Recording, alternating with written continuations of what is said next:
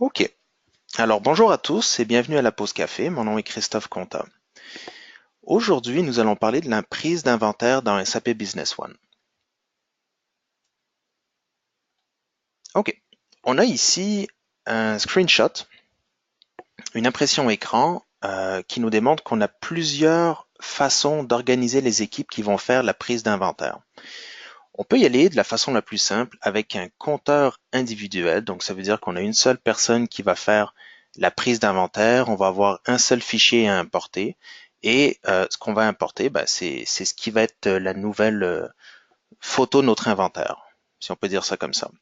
On peut y aller aussi par compteur multiple. Compteur multiple, ce que ça veut dire, c'est qu'on aura deux ou plusieurs personnes qui vont faire la prise d'inventaire.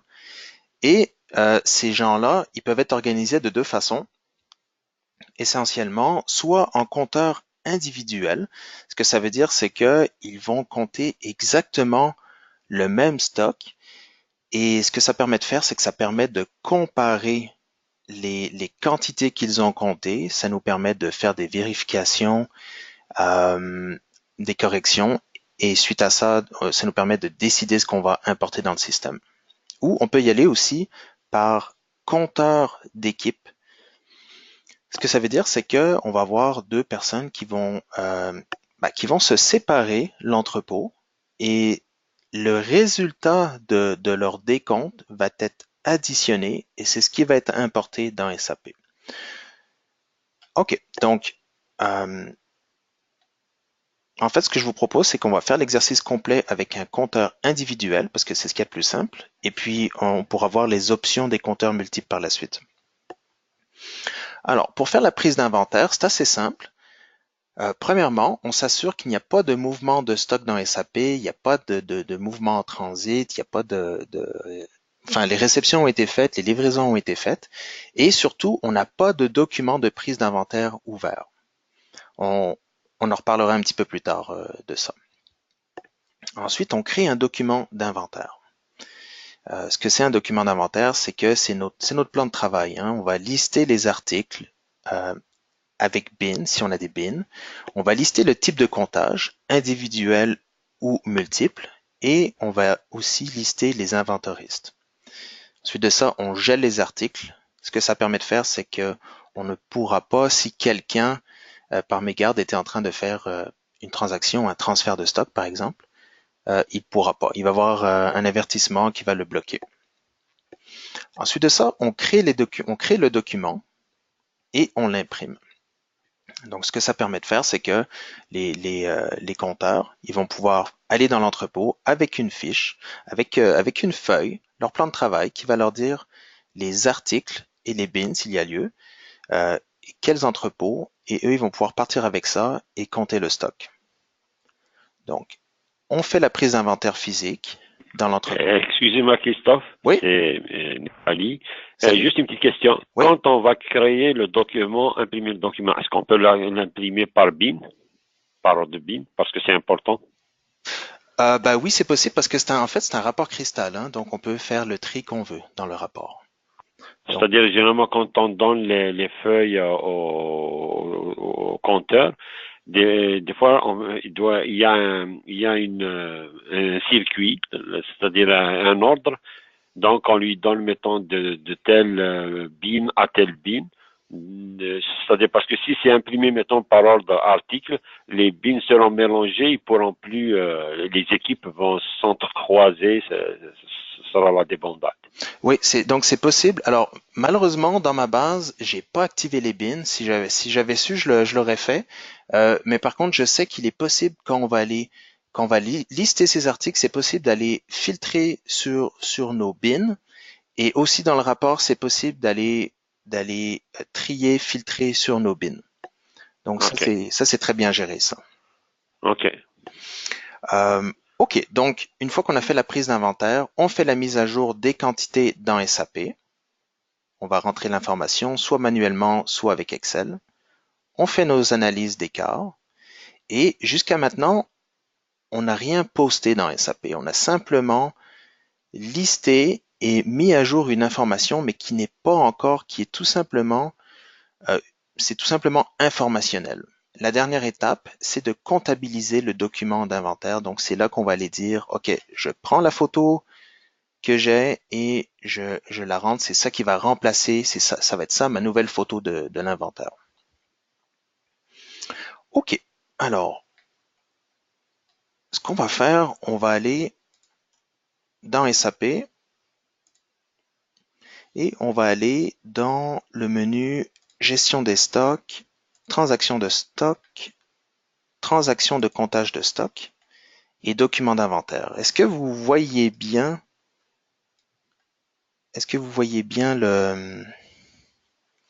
la fente?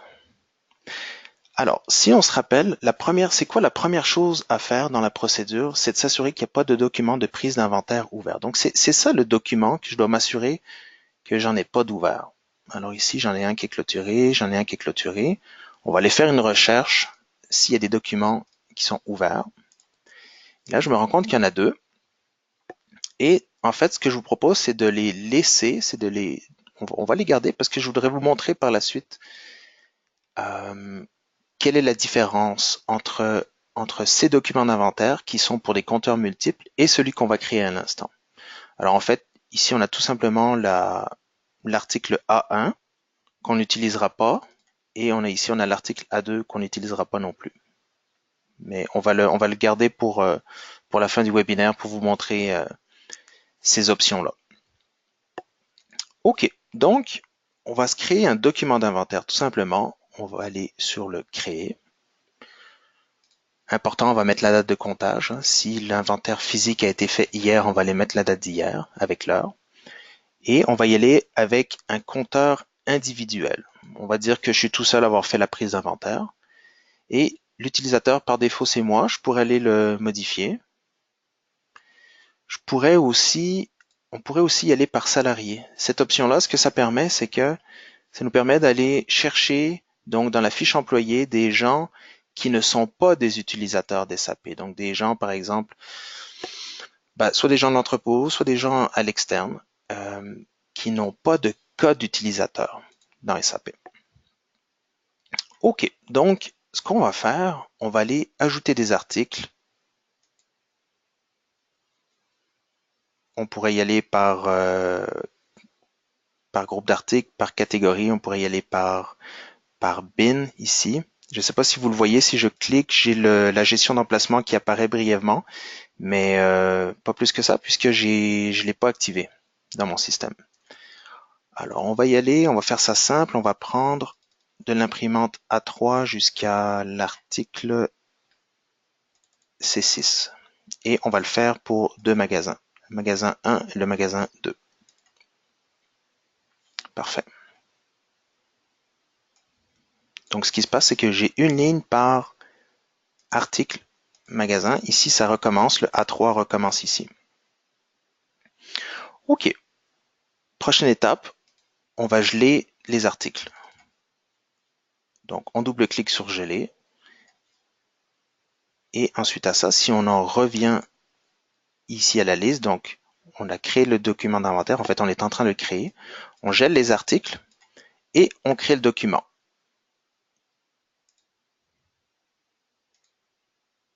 Voilà, tout simplement. Donc ce que ça nous donne d'avoir un document comme ça, c'est que ce que ça nous dit, c'est que pour cet utilisateur, il devrait aller compter tous ces articles-là dans ces deux entrepôts. Ensuite de ça, on va aller imprimer le document. On va aller faire un PDF. Et là, le système, il me propose soit d'afficher les quantités en main à la date, donc dans ce cas-ci, en date d'aujourd'hui. Il me demande si on devrait afficher les quantités pour que le compteur, pour que l'inventoriste y ait accès, ou si on devrait masquer les quantités pour vraiment le forcer à faire le décompte sans avoir aucune idée de ce que devrait être la réponse théorique. Donc ça nous donne un rapport qui est tout simple avec l'article à compter. Ici, si j'avais des bins, ils seraient listés, bien évidemment. Et la personne, elle va pouvoir, dans la colonne quantité comptée, elle va pouvoir aller entrer l'information qu'elle a comptée. Et comment je peux trier là-dedans? Je peux trier, vous avez dit dedans, là. On peut pas trier à l'écran, hein. C'est un rapport cristal, donc il doit être trier dans le paramètre du rapport. Il faut changer donc Ben, le rapport. c'est-à-dire que oui, c'est ça. Donc avec Crystal Designer, Ouais, vous pouvez décider par quelle colonne vous triez, vous filtrez, vous faites un saut de page. Ici, j'aurais pu faire un saut de page après le magasin 01. Euh, ouais, ouais, Évidemment, supposons que des magasins qui sont éloignés. ouais, Là, j'y étais avec vraiment le rapport par défaut, là, mais ouais, voilà. Vous savez qu'on peut faire beaucoup de choses avec Crystal. ouais. Ok. Donc, et ici, ça dit qui est le compteur. On a la liste et on peut signer, écrire la date, etc. Le compteur, il nous revient avec cette information-là. Donc maintenant, il va falloir faire la mise à jour dans SAP. Si on est totalement manuel, on peut aller rentrer les quantités, comme ça, etc. 1050. Donc, on peut rentrer les quantités. Par contre, ça peut être long quand même, surtout si on a beaucoup d'articles. Moi, ici, ça va bien, j'en ai pas beaucoup. Mais il y a une autre option aussi, c'est d'utiliser l'outil d'importer les articles depuis Excel. Alors, ce que ça permet de faire, importer depuis Excel, ce que ça me permet de faire, c'est que j'ai préalablement généré un fichier qui est vraiment tout simple, dans lequel j'ai mes articles, j'ai mes codes d'articles, j'ai le code de l'entrepôt et j'ai la quantité qui a été comptée. C'est tout simple, 3 colonnes. Je l'ai sauvegardé en fichier CSV, tab delimited. Et donc, ce que ça me permet de faire, c'est que c'est important que j'ai exactement le même mapping ici. Donc, le code d'article, le code d'entrepôt, la quantité comptée. On va aller sélectionner le fichier. J'aurai l'option ici de faire une vérification si le fichier d'importation contient des erreurs. On pourrait le cocher et on pourrait faire importer. Donc là, il me dit qu'il n'y a eu aucune erreur de trouver. Est-ce qu'on veut continuer? On fait oui. Et ici, ce que ça fait, c'est que tous les articles qui ont été insérés dans ce tableau-là, le a été compté, a été coché. Donc, ce que ça me permet ici, je le sais que tous ces articles-là qui sont cochés ont été modifiés. Même celui-ci, qui a exactement la même quantité que ce à quoi je m'attendais. Ici, j'ai deux articles qui n'ont pas été le A6. Ici, j'ai le A6 dans le magasin 01 et dans le magasin 02 n'a pas été compté. La raison, c'est qu'il ne faisait pas partie de mon fichier parce que c'est un article qui est géré par numéro de série. Donc, je peux pas le mettre dans le même fichier parce qu'il n'a pas exactement la même structure. Il a une colonne de plus qui est le numéro de série. Alors, ce qu'on fait, c'est que on va faire ajouter article, importer article. Et ici, c'est important de garder la méthode d'importation numéro 1 qui est d'ajouter des nouveaux enregistrements et de mettre à jour les enregistrements existants.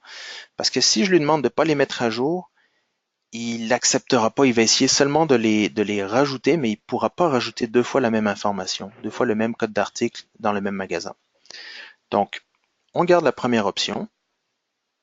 Ici, par contre, il faut que j'aille changer mon mapping. Je vais aller chercher les numéros de série. Donc, j'ai une quatrième colonne.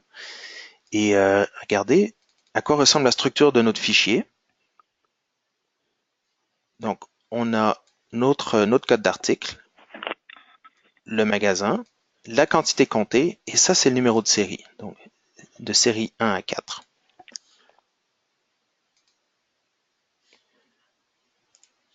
On va aller chercher le fichier.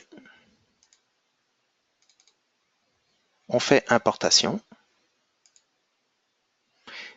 Et là, donc c'était un peu vite, là, mais le A6 qui se retrouve ici, il a été compté maintenant.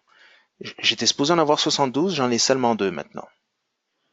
Et il a intégré aussi, si je fais un clic droit, sélection des lots et des séries, il a intégré les deux numéros de série. Ok. Il y a une autre chose qu'on peut faire aussi. On peut importer des articles selon leur code d'unité de mesure. Ici, on a un autre exemple.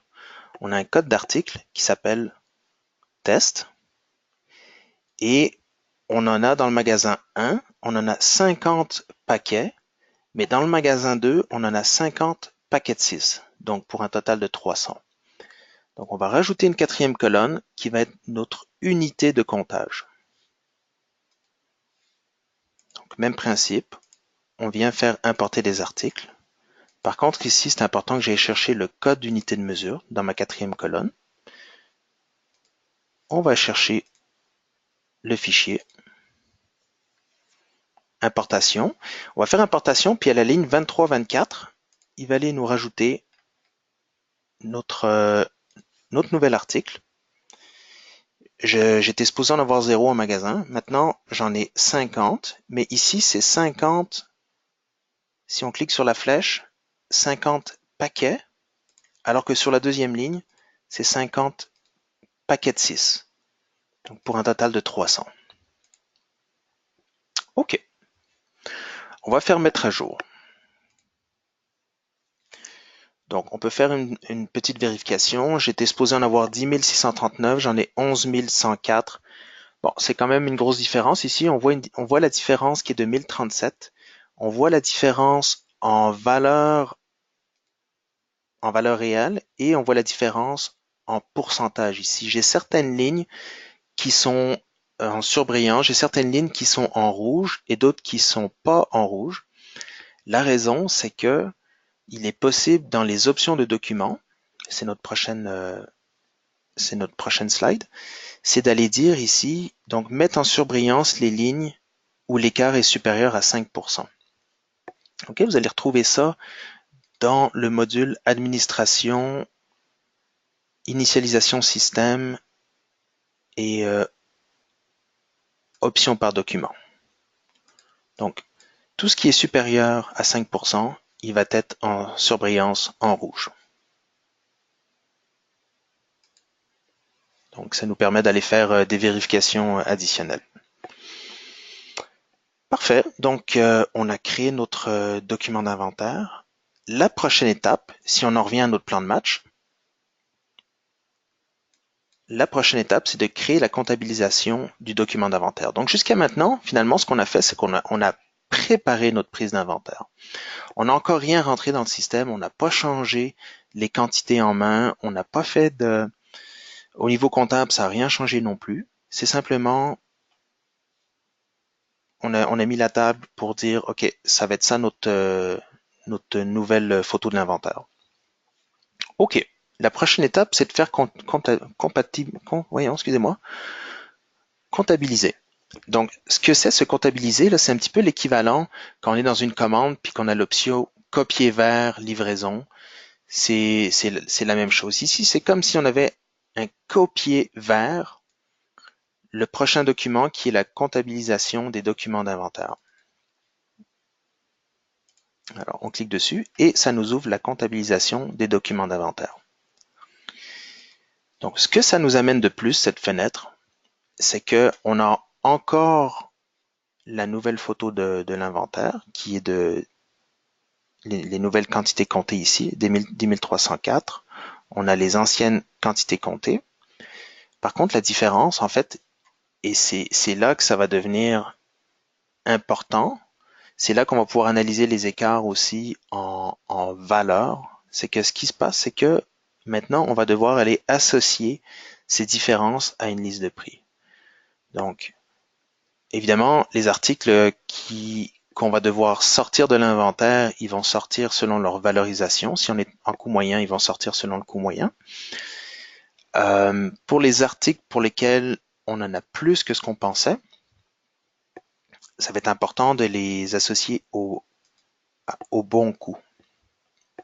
Donc moi, je vais y aller selon le coût de l'article. C'est facile, je suis en moyenne mobile. Donc le prix qui est ici, c'est mon coût moyen pour le magasin. Donc l'imprimante A3 ici, dans l'onglet stock, on voit elle est à 220,76 pour le magasin 1. Elle est à 300 pour le magasin 2. Et c'est l'information que je retrouve ici et là. Donc, très important, la date d'enregistrement, ça va devenir la date comptable. On peut écrire une référence, on peut écrire une remarque ici. Et quand on est prêt, on pourrait aussi à cette étape-là rajouter des codes d'articles ou en enlever. On pourrait faire encore des modifications. Suite à ça, on va faire créer. Ok, là j'ai un message d'erreur parce que ça me prend un coup, parce que dans ma configuration de base, je dois absolument avoir un coup. Donc, je vais rentrer un coup pour mes articles. Ça me donne, ici ce que ça me dit, c'est que j'ai un écart de 21 000 $ par rapport à ce que je pensais avoir en stock. Ok, on va créer ça. Si, excusez-moi, si Oui, j'ai des items parce que des fois on reçoit des gratuités de nos fournisseurs ok, et qui sont dans l'inventaire. Donc moi je le mets du coup à zéro, il m'a coûté zéro, ouais, mais il va pas me laisser passer. ouais. Comment faire pour passer ce blocage-là? Il y a seulement deux options. Soit vous le rentrez à une scène, vous pouvez le rentrer à une scène et vous assurer que la détermination pour cet article fait en sorte que il n'ira pas se mélanger avec les autres articles. Donc ça pourrait être une détermination par groupe d'articles. Ou sinon, mais là je vous le recommande pas, c'est d'aller débloquer. Ouais, c'est ça que j'ai pensé. Non, je vous le recommande pas. Moi, je le ferais pas. Normalement, chaque Ok. article devait avoir un coût. Je vous le dirais de le mettre peut-être à une scène. Ah, ok, c'est bon. Ouais, Ouais. ouais. Comme ça, il va être sorti à une scène aussi. Ok, fait que Ouais. là, le système, il me demande si je veux fermer toutes les lignes de documents de comptage dans lequel l'écart est nul. Bon, on va dire oui. Voilà, donc c'est créé. Alors maintenant, tous ces articles-là, c'est cette nouvelle quantité que j'ai en stock. Si on regarde pour le premier, donc c'est 1100 que j'ai en stock pour le magasin et 200 que j'ai en stock. Ce que j'aurais pu faire, remarquez ici, j'ai créé un document d'inventaire et ensuite je l'ai copié vers une comptabilisation du document d'inventaire. J'aurais pu faire l'inverse, j'aurais pu faire aussi une comptabilisation du document d'inventaire et copier depuis document d'inventaire. Donc, ce que ça m'aurait permis de faire, c'est que ça m'aurait permis de copier plusieurs documents en une seule comptabilisation. Si vous faites ça, par contre, assurez-vous que vous utilisez le même type de comptage. Donc, les compteurs multiples ensemble et les compteurs individuels ensemble. On ne peut pas mélanger deux types différents. Est-ce que ça va jusqu'à maintenant?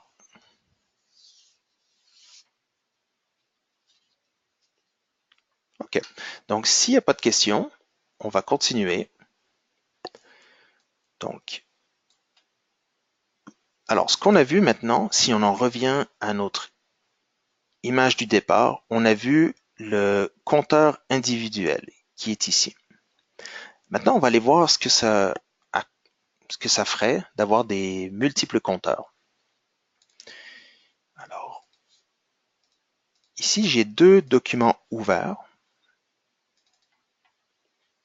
J'en ai un qui est pour des compteurs multiples avec des compteurs individuels. J'ai deux compteurs individuels ici. Donc, ce que ça veut dire, c'est que ces deux compteurs vont aller compter exactement le même stock. Et suite à ça, il va y avoir une comparaison entre les deux. Donc ça, c'est pour l'article A1.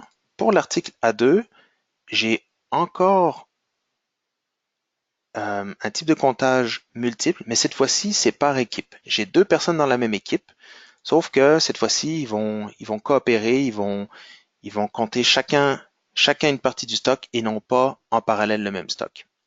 Alors, on va revenir ici avec des compteurs individuels. On va agrandir la fenêtre et ok, on va se déplacer un petit peu. On n'a pas beaucoup d'espace, on va en faire un petit peu plus. Donc, je serais supposé en avoir 974 dans le magasin 1 et 50 dans le magasin 2. Donc ici, c'est ici qu'on va aller rentrer les quantités que chaque personne a compté. Donc, si j'en ai compté 972 et que l'autre personne en a compté 970, la ligne devient rouge tout de suite. Pourquoi elle devient rouge? Ben, c'est selon le même principe ici. Par contre, cette fois-ci, c'est par rapport au compteur multiple.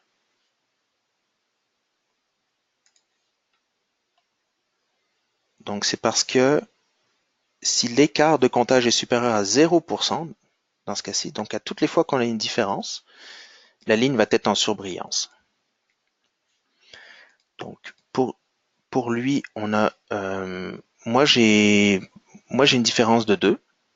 Et en fait, ce qui se passe, c'est que ici, on a deux notions qui sont importantes. On a l'écart maximum et on a l'écart de compteur. L'écart max, ici, le moins 4, c'est l'écart entre ce que je devrais avoir en magasin, le 974, et celui qui est le plus loin de cette valeur-là, donc le 970.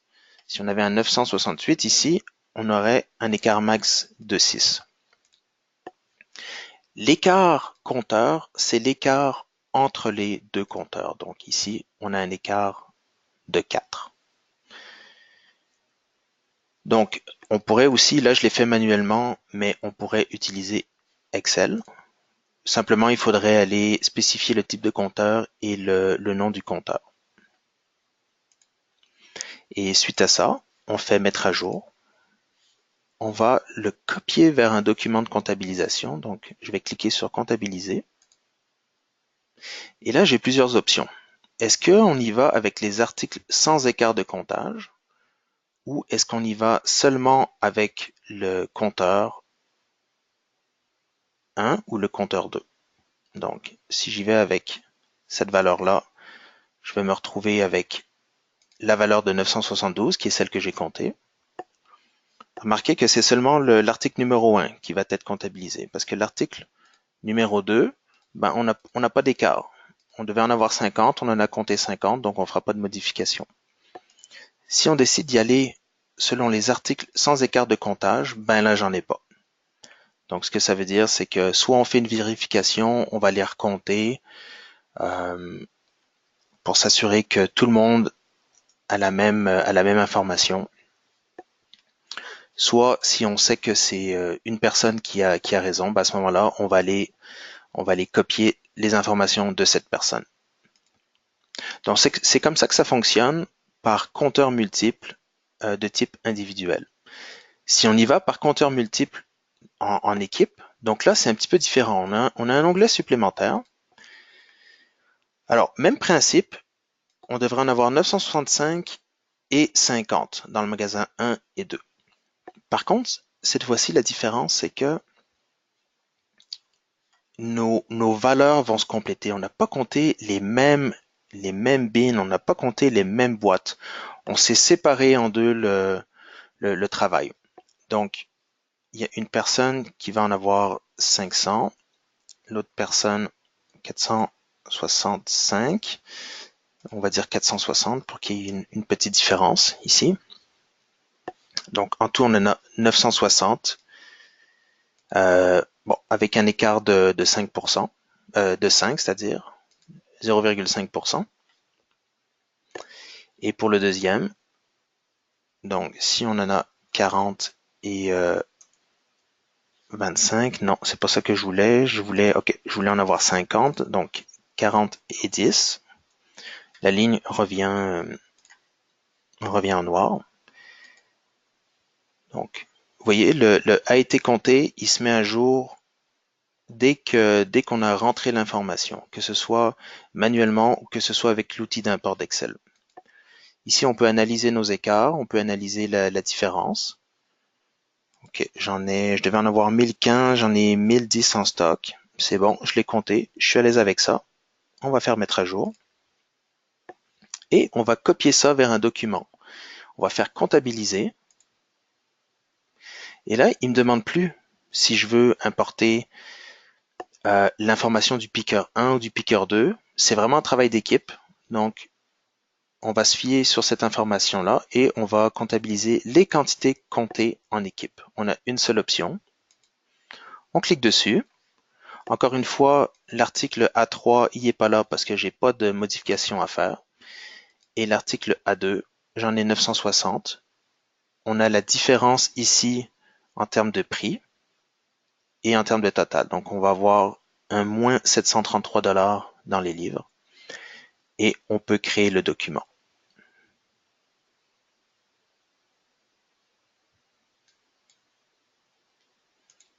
Est-ce que ça va?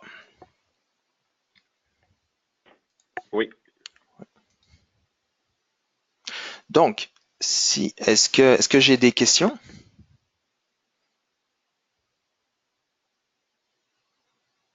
Donc, si on résume, on peut gérer les numéros de série, les numéros de lot, les unités de mesure. Donc, est-ce qu'on a des caisses de 6? Est-ce qu'on a des paquets de 20?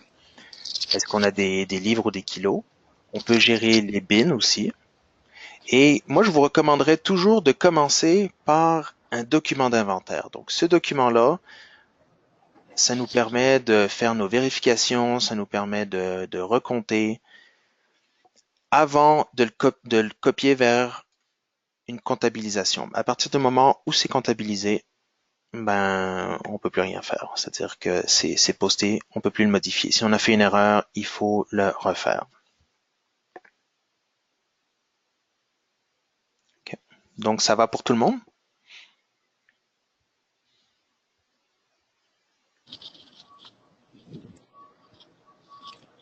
Hey Christophe, Oui? j'ai une question. Oui, je vous écoute. Euh, pour les fichiers importés, là, combien de lignes je peux importer? Alors, moi, j'avais un client il y a quelques années qui était en 9.1 qui m'avait dit que au-delà de, je sais plus si c'était 1000 ou 5000, je m'en souviens plus, mais à partir d'un certain nombre, la 1000 ou 5000, ça marchait plus, là, ça commençait à être plus lent. Mais moi, je suis en 9.3 dans cette version, 64 bits. Je ne sais pas si ça a été amélioré. J'aurais tendance à croire que oui. Donc, Moi, j'ai, moi, j'ai essayé à partir de 5000, effectivement, ça bug. Mais on peut le faire en plusieurs fichiers. ouais, absolument. Oui, oui. Donc, vous pouvez faire plusieurs documents d'inventaire ici.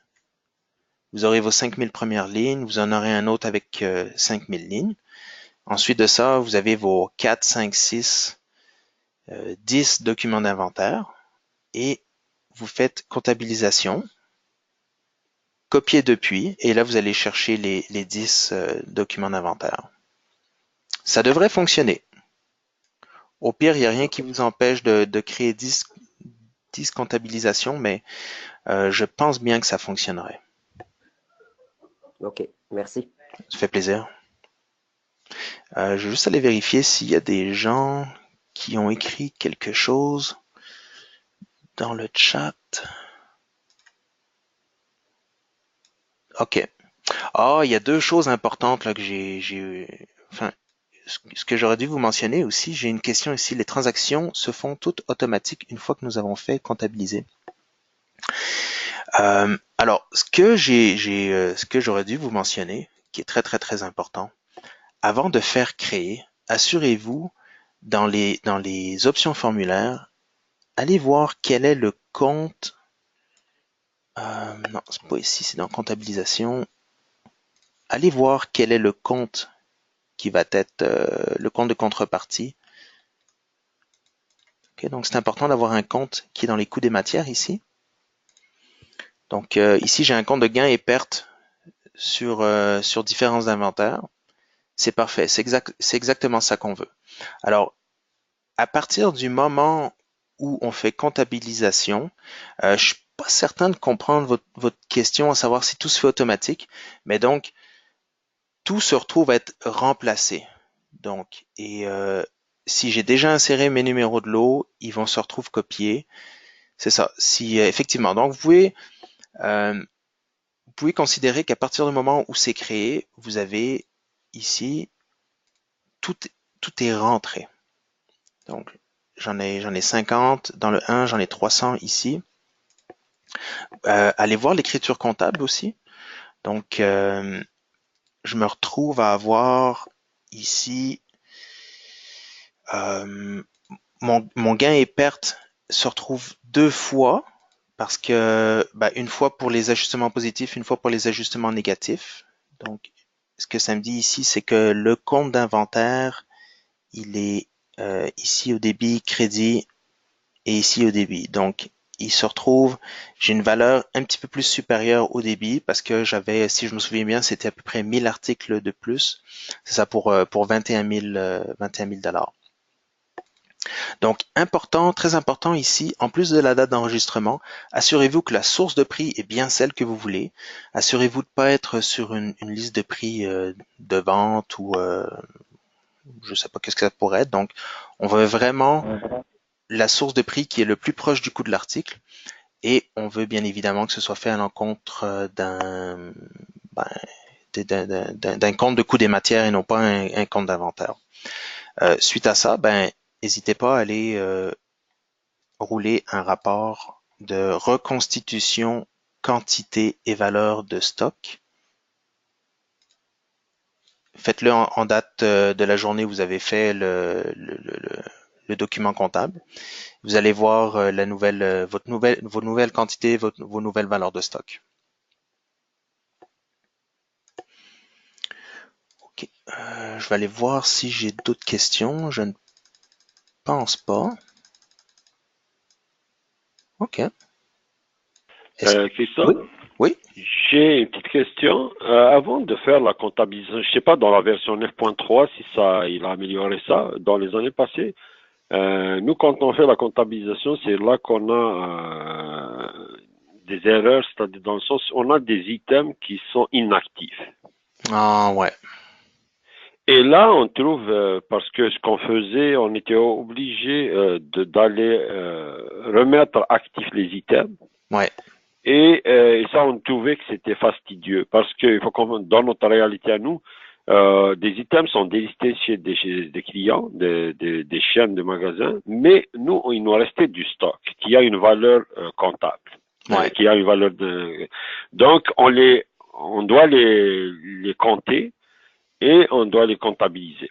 Même si, après, est-ce qu'il y a quelque chose qui a été fait dans ce sens sans qu'on soit amené à réactiver les produits et à les rendre ensuite inactifs? Ouais, c'est sûr que vous allez être obligé de les remettre actifs. Par contre, peut-être que pour pas qu'ils soient mélangés avec les autres, il y aurait peut-être un moyen, soit de les mettre dans une bin spéciale si vous avez les bins activés, ou est-ce qu'on Oui, pourrait les mettre dans un magasin à part, ou est-ce qu'on pourrait les attacher à une caractéristique? oui, Est-ce qu'on pourrait dire, tous ceux qui sont attachés à la caractéristique 64, ils sont inactifs, on veut pas les compter, et on fera juste un ajustement manuel là, ici ah, ok, par ok, Inventory Adjustment. oui, Ça pourrait être ça, ça devrait pas changer beaucoup normalement. S'ils sont délistés, désactivés, ça devrait pas, d'un décompte à l'autre, ça devrait pas bouger trop. Donc, si jamais il y avait un petit ajustement, au lieu de le faire par la prise d'inventaire, on pourrait peut-être le faire par une sortie de marchandises. Ou sinon, en deux, on pourrait le faire en deux fois, en deux prises d'inventaire. Donc, une fois seulement pour les articles actifs, une fois pour les articles inactifs. Parce que c'est vrai que si vous en avez beaucoup, ça peut être, même si il va vous avertir, même s'il n'y a pas de modification, là, je sais même pas s'il va vous laisser les rentrer dans un document d'inventaire. Donc, ça peut être problématique un peu, là. oui. Ouais. Mais parce que vous dites, même si on le fait pas, on doit les compter. Pourquoi? Parce que nous, on les met inactifs pour bloquer la vente pour que qu'il n'y ait pas de commande de créer dessus. Ouais. Mais en fond, on reçoit des retours. Ouais, ok. Donc, c'est un peu, il n'y a pas cette fonctionnalité qu'on a dans le GL de dire que ce compte et cette période-là est ouverte pour la comptabilité, mais elle est fermée pour les ventes. Un peu la même idée dans les items, dire que cet item-là est interdit de vente, mais on peut continuer à recevoir, à faire des retours, à faire des transactions internes.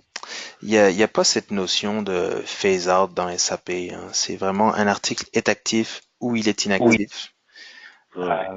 On a déjà, et c'est sûr qu'il y a la possibilité, via la, il est possible de créer un champ, un user Oui, defined ouais. field, un UDF, puis on pourrait dire, bon, bah, si ce champ-là est à oui, mettons, un champ qui s'appellerait phase out, ben, on bloque dans la store proc, on bloque le fait de pouvoir vendre cet article-là, mais on accepte quand même les retours. Ça peut être quelque chose qui est fait. Sinon, on peut modifier j'ai pas vraiment, il y a pas vraiment d'autres choses. Il y a pas cette notion native, mais il y a toujours il y a toujours Ouais. moyen de faire quelque OK. chose avec ça. Avec une OK. petite modification dans la store proc. OK. C'est bon. Merci. Voilà. OK. Donc, est-ce qu'il y avait une dernière question? OK. Donc, alors, ça va faire le tour pour la présentation d'aujourd'hui. On va remettre ici le... OK. Donc, on va... Ici, vous avez l'adresse. En fait, vous avez le numéro de téléphone pour nous contacter au département de support.